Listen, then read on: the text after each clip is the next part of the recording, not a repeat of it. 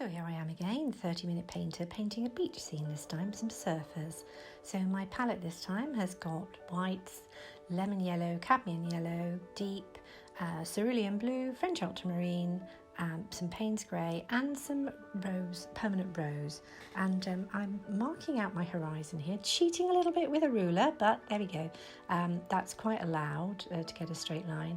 I'm also going to mark in my surfers, but I'm not really going to worry too much about painting over them because I'm going to be looking first of all at painting my sky and my sunset, and then I'll move on down. So I mixed up my paint and I'm going to be starting with the sunset colours first of all. So here we go with the sky, a lovely deep red. We've got quite a deep sunset in this picture with a few highlights. So I'm putting it on. I'm using my palette knife, as you can see, spreading it across quite thickly, not worrying too much about the colour blending because I'm going to add in some highlights now, as you can see. Now this is lemon yellow and titanium white, and I will also add in some of the darker colours, so that's a mixture of French ultramarine, cerulean blue and a little bit of Payne's grey, possibly with a bit of permanent mauve, because there is a little bit of that darkening of the sky coming in, that kind of purpley effect you get as skies start to really darken with the sunset. I'm going to put that in. I've actually now got more or less all of the colours I'm going to be using on my canvas here. And I'm not worrying that they're going to mix too much because I will go over and add certain highlights. So I'm going to fan brush over these to soften those marks up and blend the colours in, and working my way up. So I will work from my lighter colours through to my darker colours, and if I need to I will change my brush, because if I get too much paint gathered on it then obviously I need to, or if I can't clean it well enough using my kitchen roll paper, then I need to switch brushes so I don't blend the paint too far into each other. Remembering to do the sides of my canvas as well, which is one of those bugbears. If you paint on canvases, you have sides, you have to decide what you're going to do with them. Are you going to paint them? Are you going to leave them blank? I like them painted. I like to feel like the painting actually surrounds the whole canvas, so the whole thing, when you look at it, is the painting. So I go across. Now when I'm fan brushing, I'm trying to keep my brush almost horizontal to the canvas. So I literally am just softening it across. More highlights, because once you've fan brushed and blended, you quite often lose some of the highlights you wanted in there. So you have to go and add them again. So in between, referring to the picture I have, but not being too hidebound about what's on it. I'm going back and I'm adding some of the brighter yellow highlights here. Now this is a little bit of titanium white and cadmium yellow, a very egg yolky yellow, which gives that very warm feeling to a sunset. And once again, some more highlights just to bring out those little patches of cloud which are still caught by the light in the sky as the sun sets. And once they're all on, I will also fan brush them again, softening them out, but trying to take care to leave some of those highlights now. So in some instances I may be very light with my touch so that I don't lose the actual light, and I won't put the actual sun in at this stage. I will come back and do that. Now I've got my horizon in, and I'm just touching that in, mimicking the colours in the sky, because obviously as the sky meets the sea, those colours are picked up, but there's also quite a lot of blue sea still showing through that sunset. So I'm adding that in too. So I've got a little bit of a mix there, and then I will soften that horizon by fan brushing it. Moving on then and putting in some of the darker blues. So this is a mix, again, as I had in the sky, of a French ultramarine, cerulean blue, a little bit of Payne's grey where I really need to darken it, and some permanent mauve. Now, just touching those waves across. Now, the thing about painting waves is you think they're going to be difficult, but actually they are blocks of colour. And sometimes they're lines of colour as well. So literally all I'm doing to create those waves in the sea, and the shape of the sea as it flows in up to the beach, is putting in blocks of colour and alternating between dark and light, If I need to put a really distinct line of colour in, I take the very edge of my palette knife and just tap it in. I get plenty of paint loaded onto the edge and tap it in. And once I've got my blues in, my basic blues, I will then go and start putting in some of that highlighted sun that's falling onto the water as the sun sets. And it spreads a fair way across. It's quite a large spread of light across the water there. So I will touch that in. Again, if I need a very distinct point of light, I use the edge of my palette knife. Otherwise, I use the flat of my palette knife and spread it in.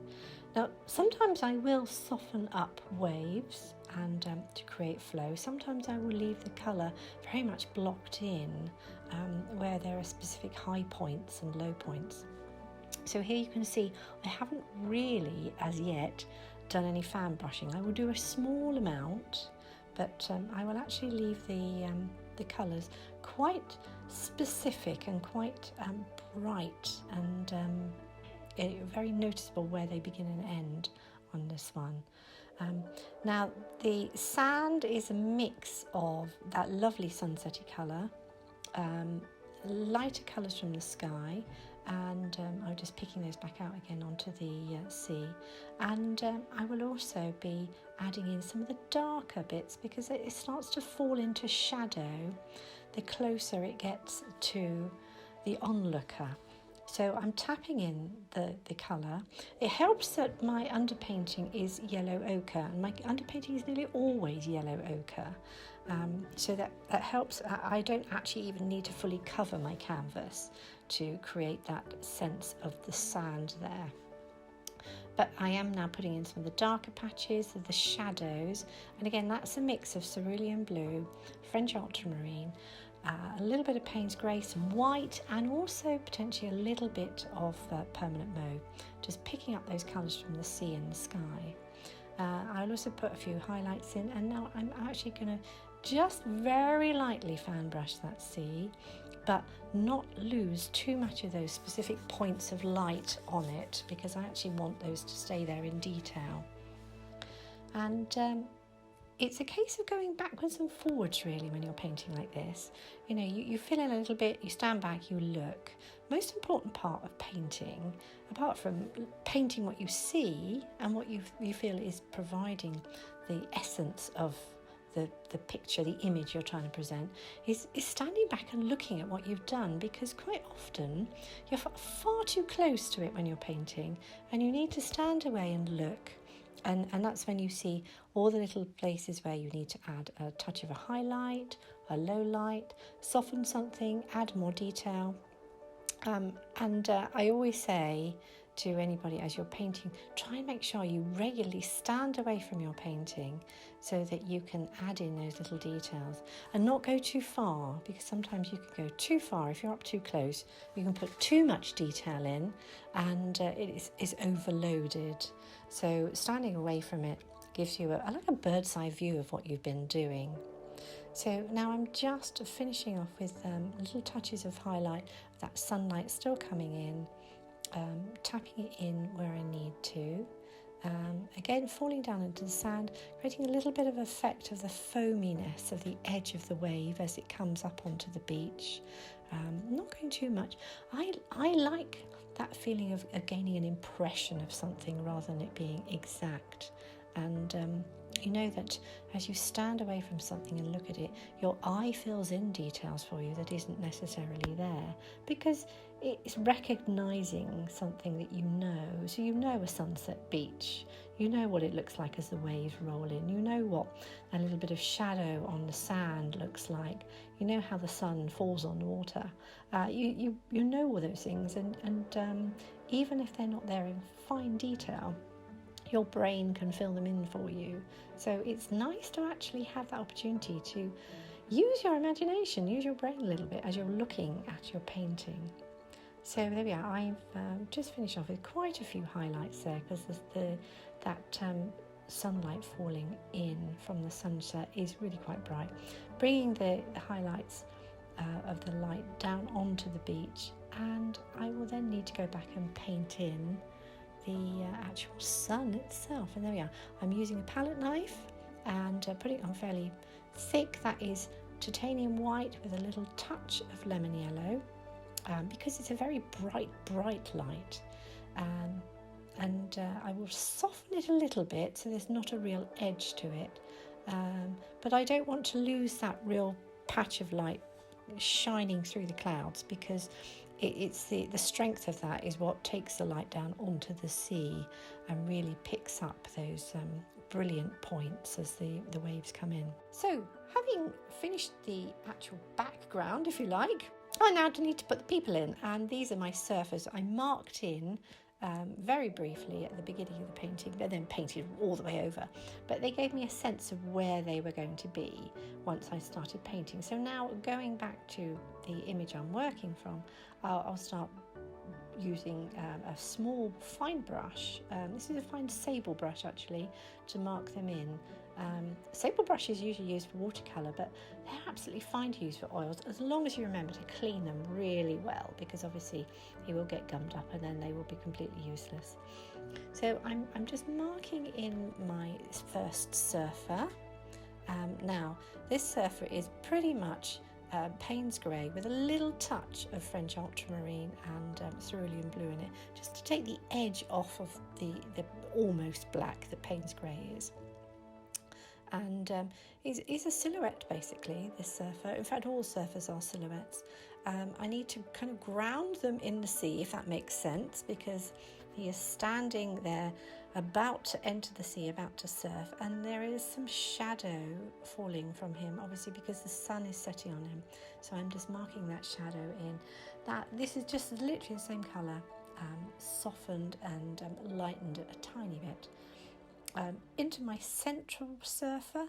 My central surfer is actually in the sea, so I'm going to lose them partly into the waves, but there will still be a little bit of shadow falling from them. And one little tip, if you make mistakes, and I regularly make mistakes, is a wet wipe or a wet piece of kitchen roll, so it's soft. You're not going to really smudge the thing. Wipes away wet paint extremely well if you're painting onto already dried paint. Now, that's one thing I should have said earlier. I had waited for this to the background to actually dry, at least to be touch dry. So I'm painting on top of it. It's very difficult if you're painting silhouettes or very fine detailed figures to actually paint wet onto wet in this instance. So it's always best to paint your whole backdrop to your figures and then paint your figures in last once that backdrop is dried. Now this last surfer, this third surfer, I did have a little bit of trouble with. I got the legs too long at one stage and too short. So there have been some corrections here, and again I've got to get them placed into that wave. They're partly into the water, partly out of the water, and there is still some shadow falling from them onto the beach. So, but perhaps not quite as dark as the other bit of shadow, because they're kind of slightly askew from the sunset and the light coming in from the sunset, but reaching on down into the near ground with them and just softening that out. Adding in little touches as I can. Where you make a mistake, if you're painting onto dry paint, of course you can paint over it again, which is great. So, which is why I think one of the beauties of oil painting, a little bit more correction here, is that you can go back and correct things many times. If you're patient, you're prepared to wait and go back and review. And this is where the standing back is so important, because when you stand back you really see how what you've painted in looks. Does it look right? Does the perspective look right? Do the proportions look right? Does it look right within the setting of the painting as a whole? Or do you need to add a little bit of light or dark, a little bit of actual fine detail? Even though you're painting silhouettes, sometimes there are tiny little areas that you want to include. And there we are, that was my surfers. So I hope you enjoyed that. I hope it gave you a feel of being back on the beach, as we'd all probably love to be at the moment. And if you enjoyed that, do please subscribe, and do have a look at my website, www.deborahmartin.co.uk, for details of my other paintings, my other services, my tuition, and my books.